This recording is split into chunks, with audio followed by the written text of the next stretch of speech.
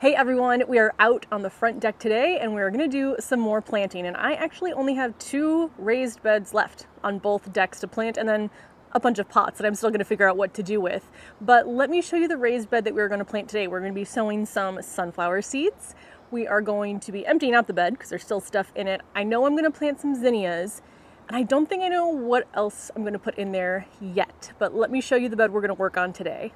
The bed we are planting is actually the very first elevated bed I ever got. I got this at our last place. We moved with it, and this is from Grownomics, but I got it from Home Depot. So that was back in 2019. So this will be, I guess, going into its 6th gardening season. So what I have to do is obviously empty it out. There were some pansies I already pulled. The peas in here, although they still look good, I have to remove them. Smaller garden, limited space. When I'm ready to swap things out, these have got to go. So I'm gonna harvest the peas, but also I recently used some of these in a giveaway bouquet. So I think I'm gonna harvest these and try to make some sort of arrangement because they were really pretty, really whimsical, and I enjoyed it a lot. What we're also gonna do is pull these sunflower stems. So these are the stalks from 2023 sunflowers. If you don't know, I save my sunflower stalks every year and use them as supports in my garden, maybe some other random things, but mostly supports. So I'm gonna pull all of these out, and also, if you can see here, so there's a support there for my sunflowers, a support there. Those are actually 2022 sunflower stems. So I will definitely be using, I might swap them out because with stalks in your garden, they're in the soil, they are going to break down more than, let's say, like a metal pole would if you're using that for support. So they're not going to be here forever, but I do like to use them where I can. I actually even use them on my houseplants, and what I really like about using plant stalks is that, the sunflower stalks I have here, they're maybe about my height, and I don't typically find supports at like garden centers or plant stores that are that tall, and I can trim these and customize them to whatever I need. So I actually have a rubber tree inside that's grown taller than the support I have for it, so I might put in one of these. That'll be a different day, but we're gonna empty out this bed. I'm gonna refresh the soil with both perlite and compost because I haven't added anything to the bed yet, and then we'll get it planted up. The first thing I'm gonna do is harvest any peas that are ready to be eaten. If they're not ready yet, I'm gonna leave them on the stems because, again, that was part of what was so whimsical about the giveaway bouquet that I made. So anyone where the peas are like swollen, I'm gonna get those. And peas are definitely one of those plants that the vegetables don't often make it down to the kitchen because I just eat them right off the plant. And I think I actually prefer them that way. Like some vegetables I do enjoy more when they're cooked, but these I do like right off of the plant. A funny story as well, I grew 2 varieties this year. Patio Pride from Park Seed, which is a shorter variety, so works well in container gardens. And I grew the variety I normally grow, which is the Royal Snap 2 from Johnny's Seed that has the purple pea pods. So I didn't even realize when this started to actually produce peas because the Patio Prides are green, and I'm just so used, because it's been 3 years maybe now that I've been growing the purple ones. I'm so used to looking for the purple color to know that they're ripe that I just didn't even see these pea pods for the longest time. But I think, I'm sure I'll find more as I pull these. There's another one and another one. But I think we are good now to take the pea pods out, or the whole pea plants out. And yes, it can be a little sad and a little hard to take these out when, again, they don't look terrible yet, but I know that with the hot weather, they're going to start suffering even more. And like I said, I need the space. So when you work in a small garden, you definitely get used to just kind of pulling things as you need the space. I am taking off the twine that I was using to help support the peas, but I will be saving this because I use twine all the time.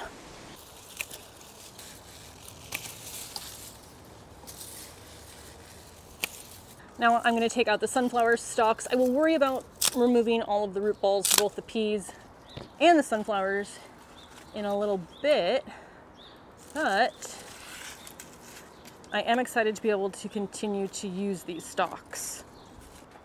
And I actually think, let me see.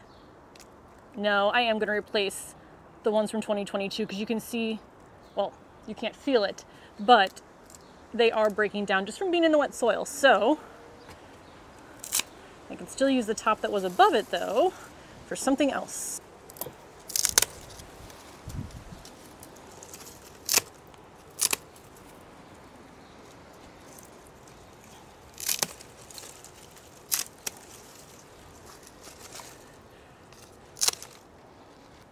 There is drip in this bed, but I'm just taking it out now so I can refresh the bed without it being in the way. Now we will get out all of the root balls. I don't think the camera caught it, but my hat just blew over the edge of the building into my neighbor's yard. So BRB. Got my hat back. Gonna put up the string tighter to hopefully keep it on my head this time, but now we will go remove the root balls. So we'll see if I need any tools, but for now, I'm hoping I can just get most of the root balls out with my hand. If not, I will go and grab my garden fork. Oh, so this is one thing I want to mention. If you have a plant in your garden that has a big root ball and it's hard to pull yourself, if you just leave it in there, the roots, like assuming you take off the plant and it's not still trying to grow over winter, or still alive over winter, the roots will get much smaller, like as they decompose. So it's often much easier to pull plants if you wait over winter. I do that with my tomatoes as well. It works really easily. Then the root balls are much easier to pull out. I mean, even these giant sunflowers, so far, easier to remove than the peas, which were a living plant until I just cut them down. All right, I think I got most of what I could find. I'm sure as I start to rake through this to add in the perlite and the compost, I might find more. But for now, let's go ahead. I need to grab both the perlite and the compost. So I do try to get the perlite down as far as possible in the raised bed because soil is more compact at the bottom. Although again, with most of my annuals, the roots don't necessarily go all the way to the bottom, but I try to go down as far as I can. So I will just fork the potting soil to the side. I will add in perlite.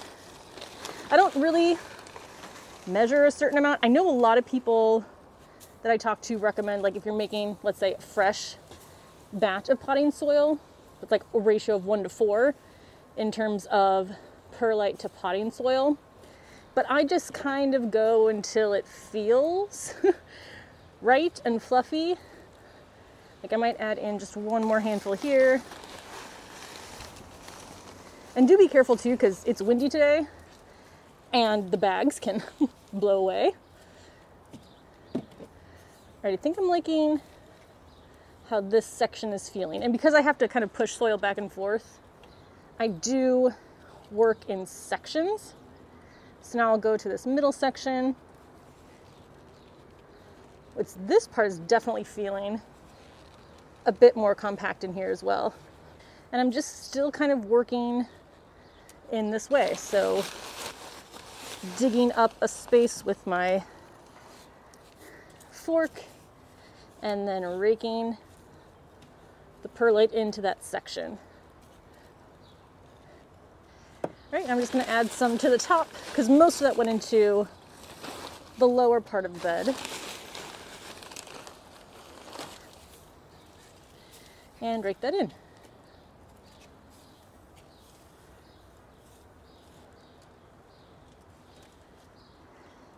All right, I think that's good with perlite. Now I'm gonna go grab some compost.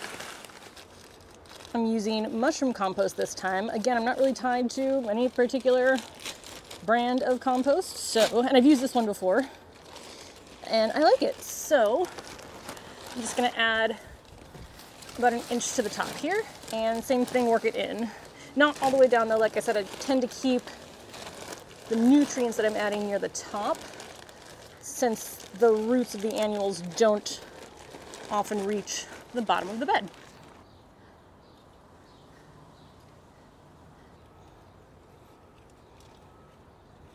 All right, the bed is now ready to be planted in, and the first thing I'm going to plant are the sunflowers that I've been growing in there This is either the third year or the fourth year. I can't remember, but it's the Summer Sunrich Provence sunflowers. They are single stem, but at the end of the season, I cut off, not the end of the season, when the bloom is done, the original flower, I cut it off and it blooms further down the stem, which is really pretty. But I'm hoping germination rate is still good with these because they're a few years old. I actually didn't check to make sure I have enough seeds, but I think I typically fit 9 total sunflowers in here. They want to be buried a ½ inch deep. You can transplant, they don't transplant very well. Better luck if they're smaller, so I usually direct sow these. And then what does it say for spacing? Single stem varieties, 4 to 6 inches apart. These probably get spaced like 3 inches apart, so I maybe shave off just a little bit. But I'm gonna make just a whole ½ inch down. I usually use like the bottom of my nail for that. And then I will drop in, well, I'll see how many seeds I have, and then I will drop in 1 or more just to increase the chances of germination. I'm gonna start in the center. So I'm gonna do 1 there. Maybe I do space them about 4 inches. I'm always surprised with myself when I find that I have actually spaced things correctly, like the zinnias in the center bed. All right, so now we have center 1, 2, 3, 4. Center 1, 2, 3, 4. All right, so now I have 9 holes. Let's see how many seeds I have. I have more than 9, so that is a good start. So we'll do 1 in each hole, and then I will come back and do another one, because I think after this year I probably should just order new seeds anyway, just based on how long I've had them. And up until this point, I have had every single hole I plant germinate, so hoping that happens again. And now we just come in and cover up those holes. All right, now let's figure out what I'm going to plant in the front. I know I want to do 3 Mazurkia zinnias, and I think that's what I want to be in the center of this bed. So I'll put that there. I'm pretty sure these are also recommended, like that 9 to 12 spacing, but I'm gonna put things in between them, which I think I'm gonna do maybe the champagne hollyhocks that should bloom this season. So we'll put 1 there. And then I have another one somewhere. This one, I think it's interesting. So I sowed these at the same time, the 2 hollyhocks. The one that I kept in the pellet is bigger than the one that I transplanted out of the pellet. And actually I think that might look good. And then maybe I'll tuck, I was gonna say maybe I will tuck Super Tunies in the corner, but I think in this one I am gonna have pots in front here along this, so it doesn't really make sense. So I don't think I'm gonna do that. Well, let's go ahead then and we will plant these. Again, I like starting in the center just because I think that helps me lay out everything where I need it. One question I get asked is if I pinch my zinnias. Sometimes yes, sometimes no. For me in the garden, I tend to want things to be a little bit more vertical. So the point of pinching is to make the plants branch out more and be a little bit bushier. But when I'm already planting things close together, that's not always what I want. But also, I feel like I just harvest the flowers so much that I'm basically constantly pinching it. So I don't know. Maybe I do, maybe I don't. I haven't really noticed a huge difference whether I choose to or not. All right, we have those 3 in. And we'll do the hollyhock.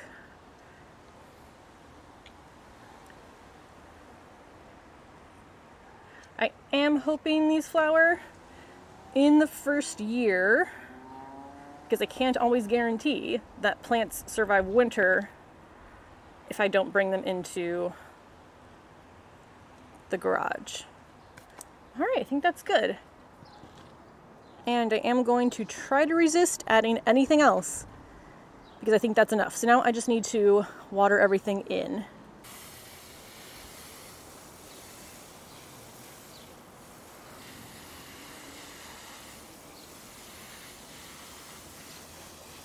All right, that's gonna be everything for this video. So I only have 1 bed left to plant. That's the other Epic Gardening bed. So I will do that probably tomorrow. But oh, another question I get asked about is how often I water. I water much more frequently when I first plant something, so I'm watering every day. It's been really hot a few days, so I've done it twice sometimes. But when the root balls are smaller, you have to water more often because they don't have as much room to go seek water from.